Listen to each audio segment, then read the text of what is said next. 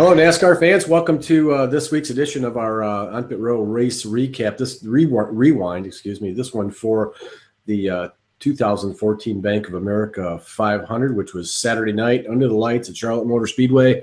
Pretty darned exciting finish on that one, and post-finish as well. We'll talk about all that stuff. I'm Charlie Turner, and he's Dan Beaver. Hey, Dan, how are you? I'm doing great. How are you doing? I'm good, man. Where do you want to start with this? Because do we start after the race in the garage, or we start in the race with the race?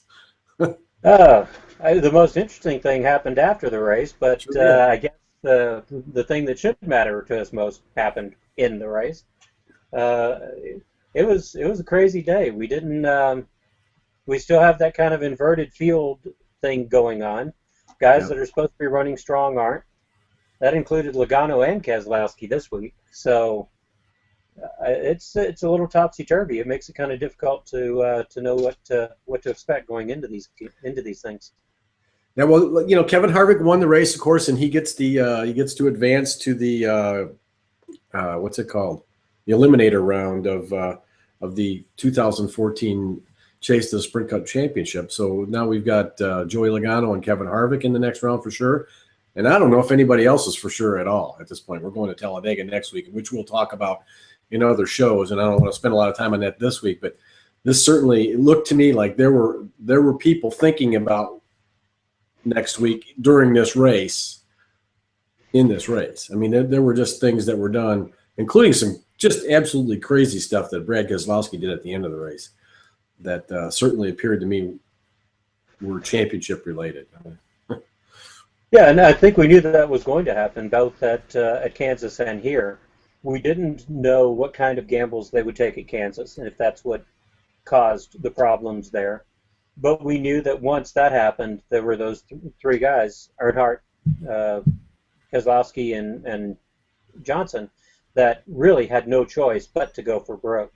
They did. They came up short again, and if they can't step up when they have to step up, then they're probably not championship caliber teams this year, as much as it hurts to say that. But if you can't beat the drivers that you have to beat, that you're supposed to beat, on a track where you're supposed to be good, then there are problems. So I think it's now time to say officially Jimmy Johnson has problems.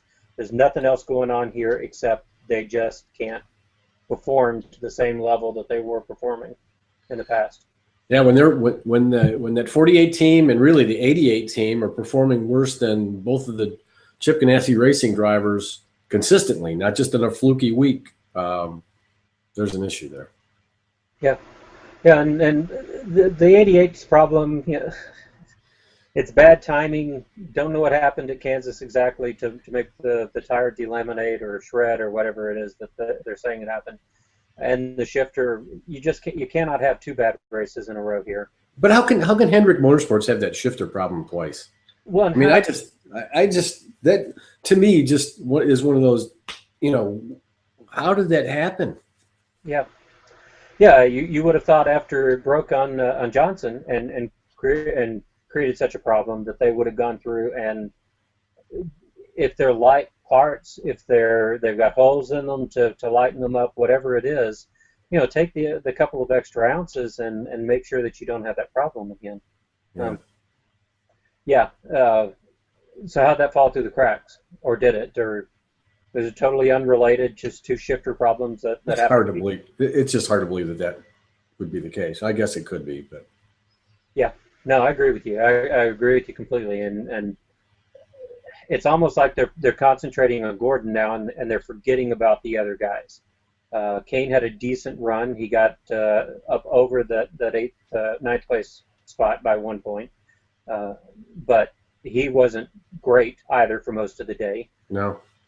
Ended up finishing 10th, I guess, which is not a bad finish for him, but it looks like, I don't know, it almost looks like they're concentrating on Gordon and maybe forgetting about the other guys. Let me real quickly run down the top 10 just so we can we have that in front of us for everybody who's watching and maybe doesn't have this ingrained in their head. Kevin Harvick, of course, as we said, won the race. Jeff Gordon was second. Jamie McMurray, a very strong third-place finish for Chip Ganassi Racing. Joey Logano was fourth after being really nowhere in this race for almost all of it. Kyle Busch, 5th place, was up front most of the day, really. That was right around where he ran most of the day. Top 10, 3rd to 5th, somewhere in there, 3rd to 7th. Kyle Larson, 6th. I thought Larson was going to get his win this week. I really did. I mean, I was betting on it with about 75 laps to go and didn't come to fruition.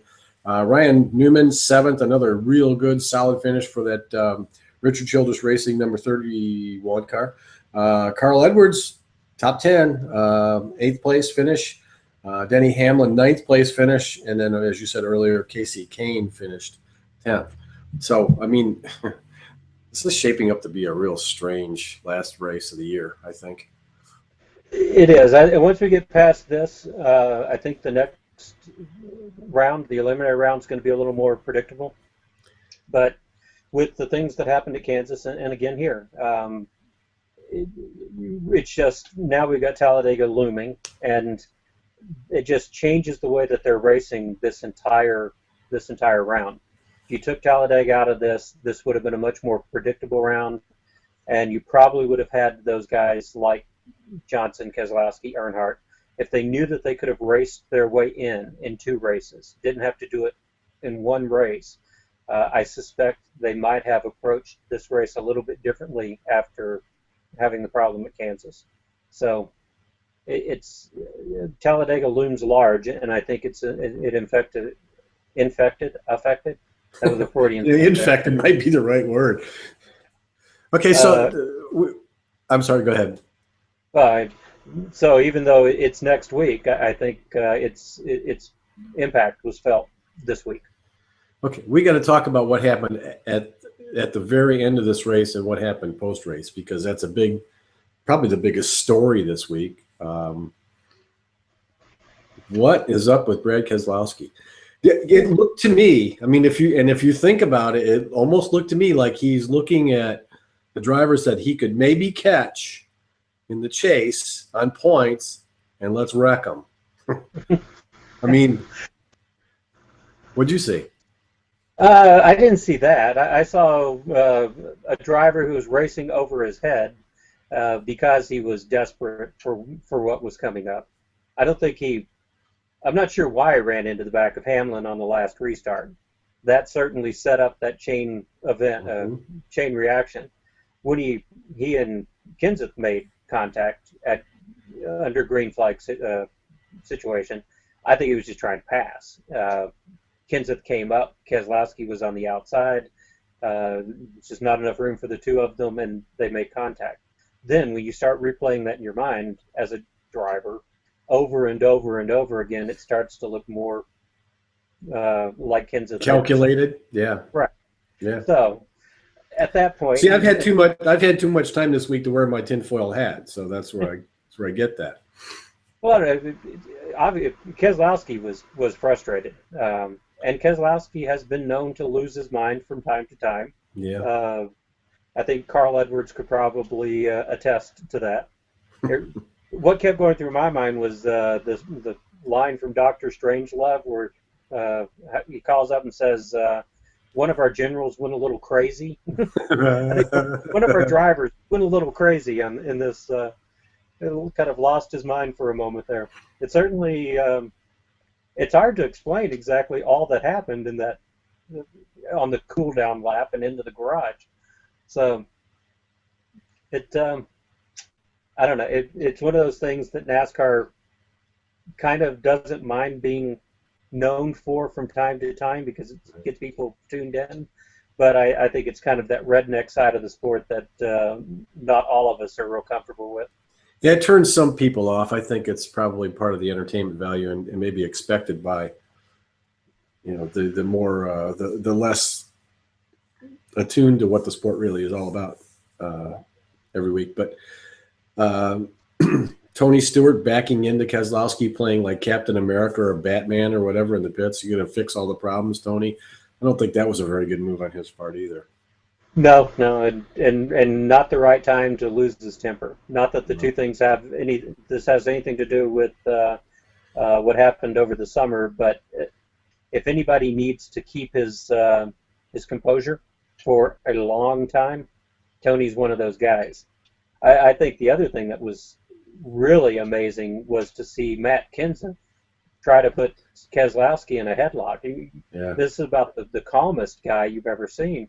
I think Gordon had a quote of something to the effect, "I wrecked him once, and he didn't. I wrecked him under green at Chicago, and he didn't come after me like that." No, Gordon went after him, and he didn't even fight back. Yeah, I mean that was very un-Matt Kenseth like. So he was definitely upset. So it'll be interesting to see what happens at Talladega. I don't know. Emotions certainly aren't going to help at Talladega. Yeah, but Talladega's not the time to settle scores. I would be much more you're much more likely to see something like that happen at Martinsville than you are at Talladega.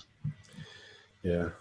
Okay. Well, that pretty well winds it up for the 2014 Bank of America 500. Any last thoughts on the race? Anything else you want to say?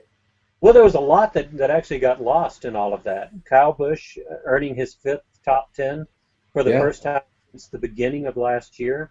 Joey Logano finishing either 1st or 4th in all 5 of the chase races this year, and Kyle Larson getting his 5th consecutive top 10. All of those things were great storylines that just get completely wiped out by what happened in the garage. So there was a lot of good racing. There was a lot of good that happened in the race, and for generating stories, it probably is one of the best races of the year. And all anybody is going to talk about or remember is the on pit road and garage kerfuffle.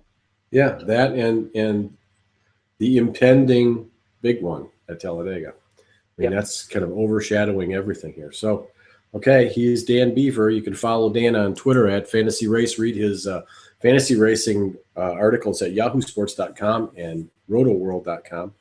And check us out at On Pit Road, the magazine, which is available on the iTunes App Store for free download.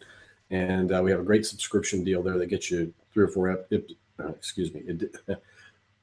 say this again. 3 or 4 issues for free. So check us out there.